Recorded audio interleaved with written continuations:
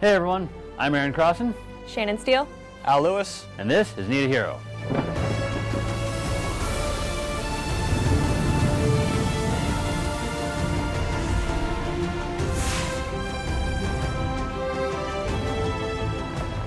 Today's topic is comics and their movie and TV counterparts. So The Walking Dead is probably like the most popular one that I can think of that's popular in comics and in TV. Yep. What do you guys think of that? Kirkman did both the show and the comics, so he's sort of pretty similar, but they do diverge a lot. The general overall plot is the same, but there's a lot of differences in characters when they show up, if they die, when they show up kind of thing. Like, a lot of people are mad Daryl's not in the comics. No, him and Merle were created for the show only. There was a couple other minor characters that were show only, but the big ones are Daryl and Merle. Yeah.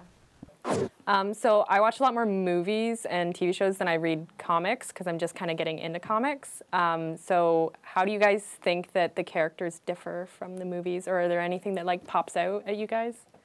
Usually they get the personalities of the characters down, because you have to. Like, they're the reason you're watching the movie. Yeah. You have to get the personality right. But usually origin stories or bad guys or things get twisted around or changed just to suit the purpose of you've got 2 hours to tell a story. Yeah. Whereas a comic, you've got 75 years. Yeah. So yeah, exactly. 75 years to tell a story, and flesh things out. So you have to in a movie, grab everyone's attention, entertain the crap out of them, and then and tell your story. Yeah, and tell your story at the same time. So. Yeah, I'm trying to find, I haven't noticed any real characters that that differed a lot from the comic counterparts. Oh no, there's some. Is there? There's some. Which ones? Catwoman. I haven't seen the movie. I heard it was terrible. It was terrible. I haven't seen it. Same with Elektra. I haven't seen Elektra. Elektra was awful too. They just didn't get it right at all. Was it just like the movie, or was the character comparative to the comics terrible? No, they didn't get the character. Man. It's Halle Berry, and she wasn't a jewel thief, and she had supernatural powers, and it made no sense at all. It wasn't. Yeah, it was completely different. It was just Halle Berry in tight leather, which is awesome. But aside from that, I always hear they're really big comic readers. They're always come in really nitpicky about everything that happens in a movie. Yep. Meanwhile, I can just go to the movie and enjoy it a little more because I don't necessarily know the story or the background as much as you guys do. Right, that makes sense. A lot of the Marvel Studios especially have just been recreating scenes from the comics. Like you could pause it and then put the page of the comic beside it, and it's an iconic moment. Yeah. And it's really neat. Like Captain America 2, The Winter Soldier. Yep. There's a part where Cap throws the shield, Winter Soldier catches it. Like, that is picture perfect right from the book. Like, it was amazing. Yep.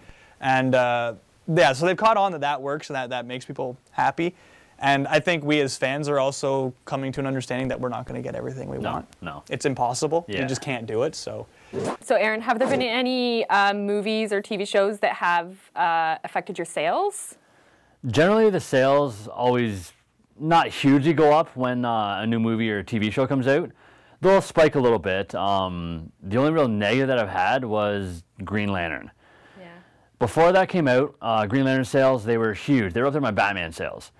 But then the movie came out, and we all know what that was like. And my sales, I can't give the comic away now. I don't know if that's in relation to the story, but the movie definitely hurt the sales. It totally hurt the sales. You had that Ryan Reynolds Green Lantern statue that you couldn't sell. I think you ended up donating it, giving it away. I donated to an auction. But that was also because it sucked. Well, the way the system works is that stuff like that always has to be ordered way in advance. This was way before the movie came out. Oh yeah, totally. Yeah. But I mean, you're taking a chance on something like Green Lantern's a big movie coming out, and then you order this stuff in, and then the movie. It was a big movie, huge budget, big star power, and it was not good. Yeah. Yeah. That's it for this episode. Thanks for watching. Tune in next time we talk about Kevin Smith and his work. I'm Aaron Crossen. Shannon Steele. Al Lewis. And if you need a hero, there's a place to be.